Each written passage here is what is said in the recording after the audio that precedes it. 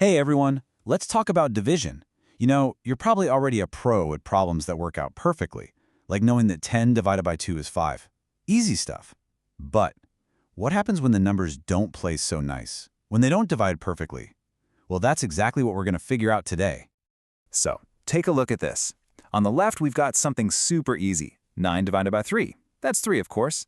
We know that because our multiplication facts tell us 3 times 3 is 9. Simple. But then, look at the right. 9 divided by 4. That one's a bit tricky, isn't it? And why is that? It's because there's just no whole number you can multiply by 4 to get a perfect 9. And that is the exact kind of problem we are going to master today. So yeah, what does happen when those numbers don't divide all neat and tidy? Let's make it real for a second. Imagine you've got 9 delicious cookies, and you want to share them among 4 of your friends. Okay, so you can give each friend 2 cookies. But then what? You're going to have 1 just left over? And that little leftover bit, it actually has a special name in math. We call it the remainder. And here's the most important part. It's not a mistake. It's totally normal, a totally expected part of division.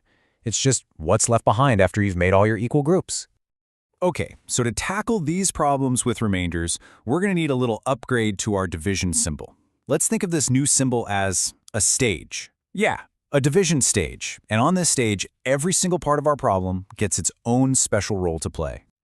First up, we have our main character, the dividend. This is the big number, the total amount you're starting with, and it gets the best spot right inside the stage. For our problem, 9 divided by 4, our dividend is 9. Next, we've got the divisor. This is the number you're dividing by. It kind of hangs out just outside the stage, telling us how many groups to make. In our case, that's the number 4. And finally, the whole reason we're here, the quotient. That's our answer, and it gets the place of honor right on top, like it's wearing a crown. Okay, now that we know all the players, let's actually solve this thing. All right, with everything set up on our stage, there's one really important question we have to ask ourselves, and it's this. How many 4s can we squeeze into 9 without going over? Now, to find that perfect number, I like to use what I call the Goldilocks method. Like the story, if you guess a number that's too small, you're going to have way too much left over. If you guess a number that's too big, well, that's just impossible, right? You can't use more than you actually have. So we're looking for the number that is just right. That's the key. Not too big, not too small. It has to be just right. So let's actually apply this to our problem. Okay, let's do this. 9 divided by 4. So how many 4s can we fit into 9? Well, let's try 1. 1 times 4 is 4. That's kind of small. What if we try 3? 3 times 4 is 12. Whoa, wait a minute, that's too big. We only have 9 to start with. So that means the just right answer has to be 2. It's gotta be 2. That's our quotient. 2 groups of 4 gets us as close as we can possibly get to 9 without going over. So let's pop that 2 right on top of our stage. But hold on, we're not quite finished yet. Now we follow a really simple 2-step process. Step 1, multiply. We take our answer, the quotient, which is 2, and we multiply it by our divisor, the 4. And 2 times 4 is 8. That 8 tells us exactly how much we've used up from our original 9. And then, step 2, subtract.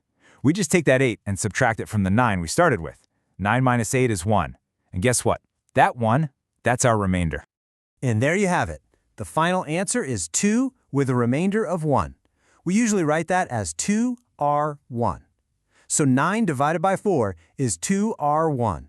It means you can make 2 groups of 4 and you'll have 1 left over. Awesome job! You just totally crushed a tricky division problem. You feeling good? Ready to try another one? Let's do it. How about 23 divided by 5? So we'll set up our stage again. The 23, our dividend, goes inside. The 5, our divisor, waits outside. Now time for that all-important question, how many 5s can we fit into 23? Let's use our Goldilocks method and think through our 5s times table.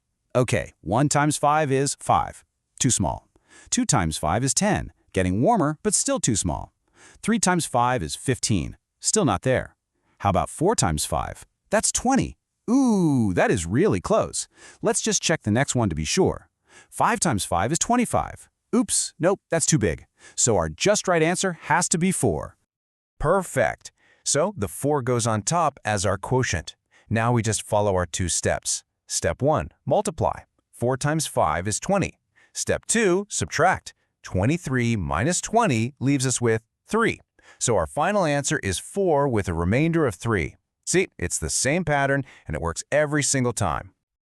Okay, you're doing great. Time for one last one. Let's ramp it up a bit. 57 divided by 6. Now, trying to guess and check this one could take a little while.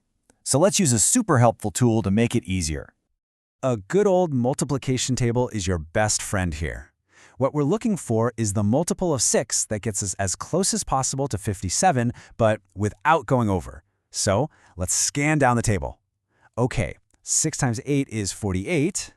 6 times 9 is 54. That's really close. Let's see, the next one is 6 times 10, which is 60. Ah, too big. So our just right number is definitely 9. All right, so 9 is our quotient. It goes on top. Now, let's finish this. We do our steps. Multiply. 9 times 6 is 54. Subtract. 57 minus 54 leaves us with a remainder of 3. The final answer? 9R3. See? You have totally got this. And that is really all there is to it.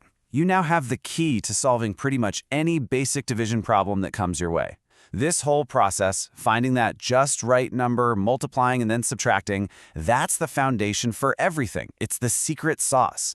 And now that you've totally mastered this single step, believe me, you are ready for whatever challenge comes next.